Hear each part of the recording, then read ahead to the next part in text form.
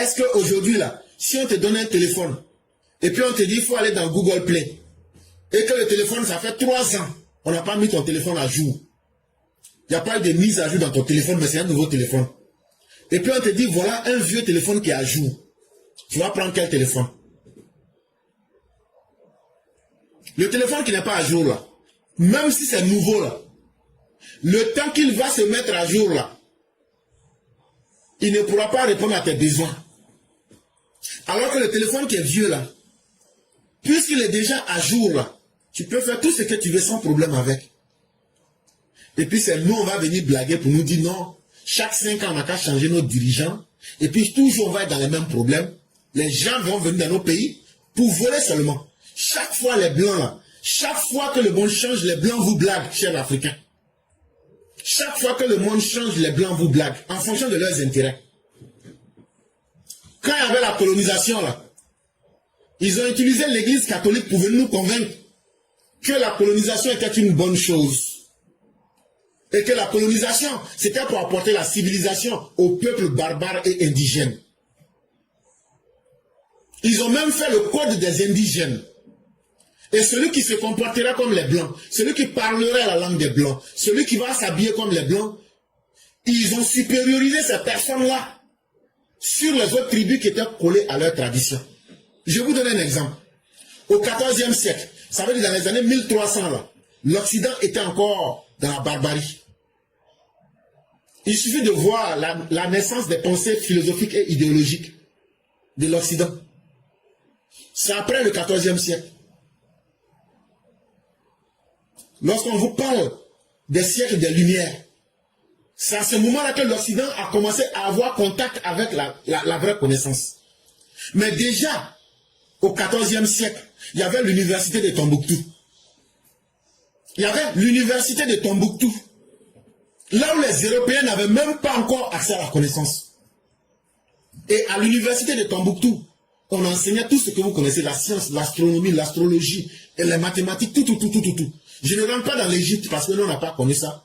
On ne va pas aller loin. Mais tout le monde peut aller aujourd'hui à l'université de Tombouctou. Ce que vous voyez, les doulas que vous voyez là, puis vous les négligez là. Ceux-là, leurs ancêtres étaient dans ces universités-là. Avant nous, nos ancêtres là, eux savaient écrire et lire en arabe. Ils avaient une connaissance vaste du monde là.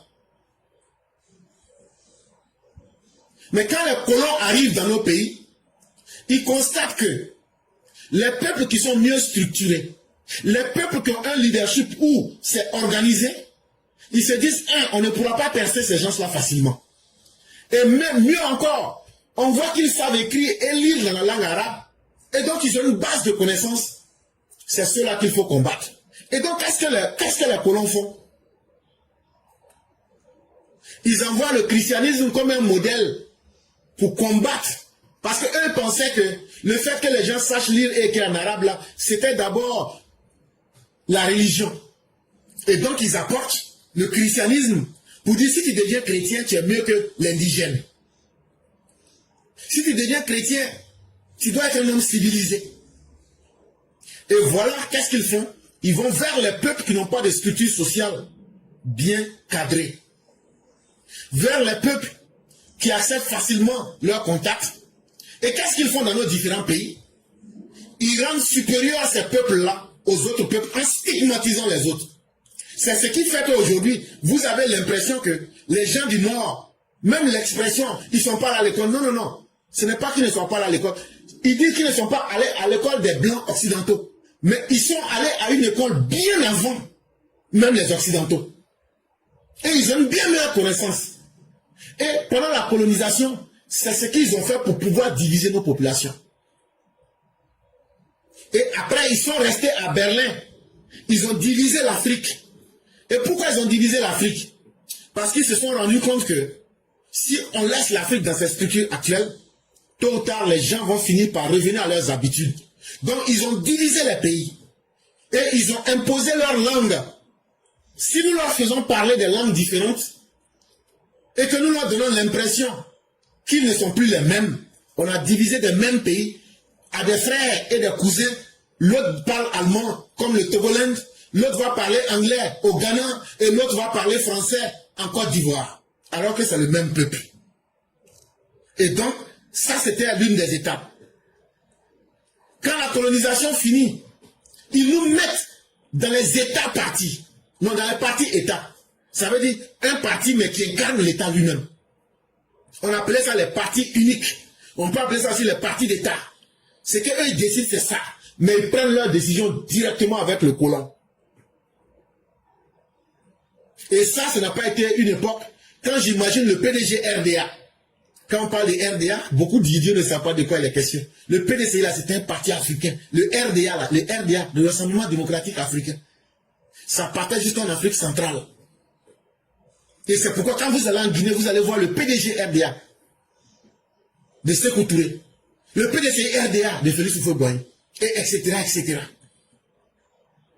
Mais tout cela étaient des partis uniques qui ont agi avec brutalité contre les peuples africains. C'était la suite logique de la brutalité coloniale sur les peuples africains.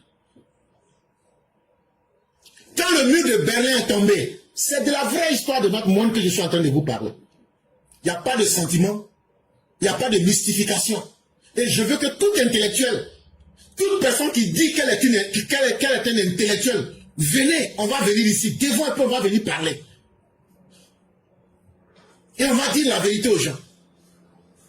Quand le mur de Berlin est tombé en 1988, c'était sous la pression américaine, puisque ils avaient divisé le monde en deux parties, le bloc de l'Ouest et le bloc de l'Est. Ceux qui étaient à l'Ouest étaient avec les Américains, les Français et autres, ceux qui ont gagné la Deuxième Guerre mondiale. Eux devraient imposer l'idéologie américaine à travers le monde. Et le bloc de l'Est qui était incarné par la Russie, qu'on appelait l'URSS, on les appelait le bloc de l'Est.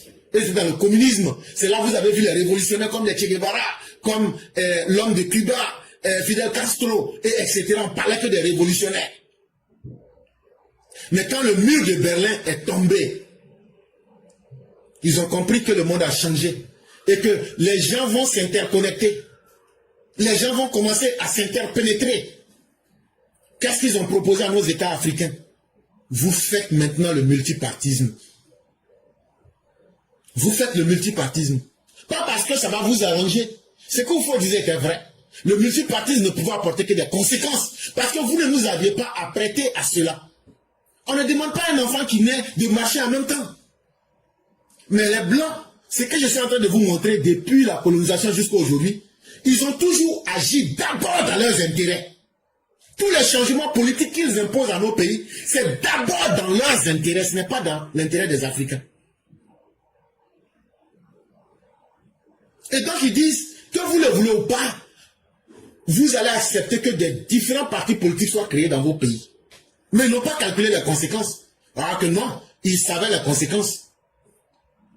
Parce que c'est eux-mêmes qui suscitent les guerres. Et qu'est-ce qu'on a vu à partir de cette époque? On a vu la multiplication des guerres tribales, des guerres civiles. La guerre civile au Libéria, la guerre civile en Sierra Leone, la guerre civile en Côte d'Ivoire. Et qu'est-ce qu'on a vu? La nature des guerres a changé. La nature des guerres, parce que bien avant cette époque, on assistait à des guerres entre les États. Quand il y avait les partis uniques, il y avait la guerre Burkina-Mali, il y avait la guerre par exemple au Tchad, il y avait la guerre entre tel pays et tel pays. Mais à partir du multipartisme, on assiste à un phénomène, c'est que la nature des guerres en Afrique change. Ça ne devient plus des guerres entre les pays, ça devient maintenant des guerres entre les filles et les fils de ces pays-là. Ce sont ces mêmes occidentaux-là qui viennent, ils disent, ah, Mayan Kambo, comme toi tu es lobby là-haut, ah, il faut voir des éclaireurs qu'elle a là, c'est un mangeur de zégré, il faut aller, tu vas le tuer, c'est il mange Woya, avec son tchétchéra, ça là, il faut dire à ton parent là, ah, vous allez le chasser au pouvoir, vous allez venir. En réalité, le multipartisme, les Occidentaux l'ont mis en place pour déstructurer nos sociétés. Pour que chaque tribu pense qu'elle a le droit de diriger le pays. Et cela nous a conduit dans les guerres civiles. Et il n'y a pas une guerre qui est plus meurtrière qu'une guerre civile, où les mêmes fils d'un même pays se détruisent entre eux. Et aujourd'hui, une fois sorti maintenant du multipartisme, et que les réalités du monde avancent plus vite que personne ne l'a imaginé, Qu'est-ce que ces mêmes Occidentaux préparent? Ils disent non, non, non. Maintenant, là, il faut que chaque 5 ans, il y ait un nouveau dirigeant dans votre pays. Ah, chaque 5 ans. Hein. Quelqu'un qui est venu qui n'avait même pas d'expérience. Il est venu là faire 5 ans. On dit, toi, il faut quitter. Il faut que maintenant un autre plus jeune vienne. Ou même quelqu'un d'autre n'a qu'à venir. Donc, chaque 5 ans, on n'a qu'à faire ça. Ils ont essayé ça avec Mathieu Kérékou. Nicéphore Soglo est venu. Vanwa, ça n'a pas marché. Au Mali, même chose. Au Burkina, même chose. Partout, même chose. Aujourd'hui, maintenant, à partir des années 2000, ils disent maintenant, non, non, non. Non seulement vous devez changer chaque 5 ans. Vous devez permettre à des gens de venir voler votre argent chaque 5 ans. Si je viens en 5 ans là, je n'ai pas d'expérience là. Qu'est-ce que je peux faire si ce n'est pas voler votre argent? Mais comme ça, ce n'est pas encore suffisant. À partir des années 2000, ils nous disent maintenant, il faut qu'il y ait des présidents jeunes. Il faut qu'il y ait des présidents jeunes. Ça veut dire chaque année, chaque 5 ans, on change, mais ça doit être avec des jeunes, des inexpérimentés. Et chers Africains, et on vous demande de mordre à cela.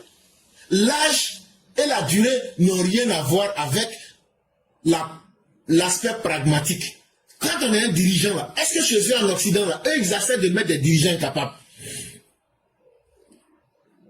Eux là, eux ils ont déjà dépassé. Il y avait des rois chez eux avant. Eux ils ont subi leur transformation sociale en profondeur pour arriver aujourd'hui où l'État est bien assis. C'est chez nous où l'État n'est même pas encore assis là. Quand on nous demande de changer chaque 5 ans et puis de mettre un jeune. Mais un jour on va retrouver un bébé à la tête du pouvoir. Et quand on explique ça aux Africains, toujours dans l'émotion, ils ne comprennent pas que l'Occident n'a pas pour vocation de venir aider l'Afrique.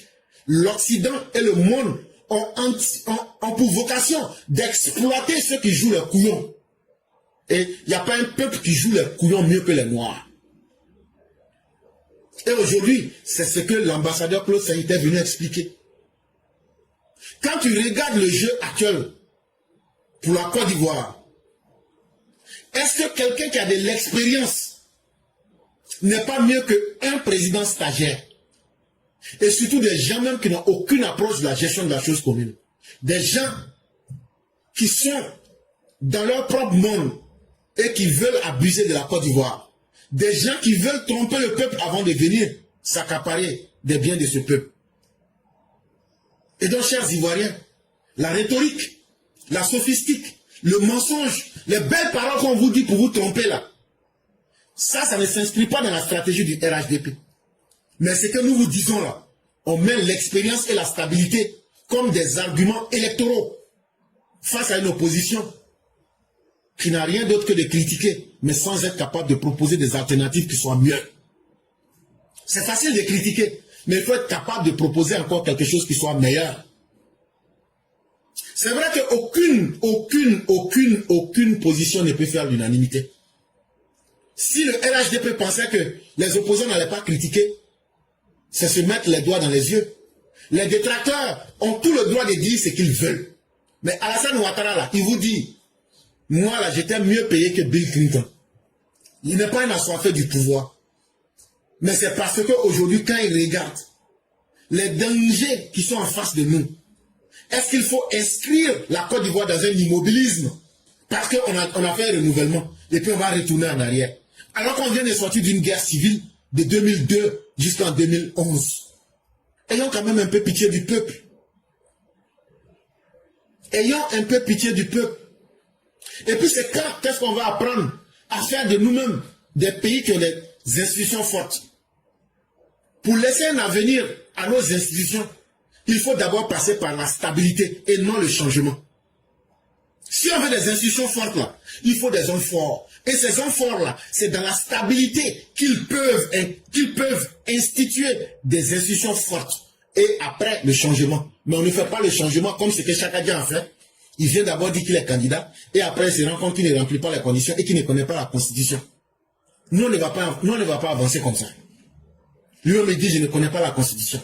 Mais tu dis que tu peux être candidat. Tu peux être candidat non sur la base de quoi? Sur ce que tu ne sais pas. Et c'est justement ça. Les gens nous demandent d'abandonner la stabilité. Maintenant pour aller vers le changement, mais dans l'incertitude. Avec des gens qui sont des apprentis politiciens.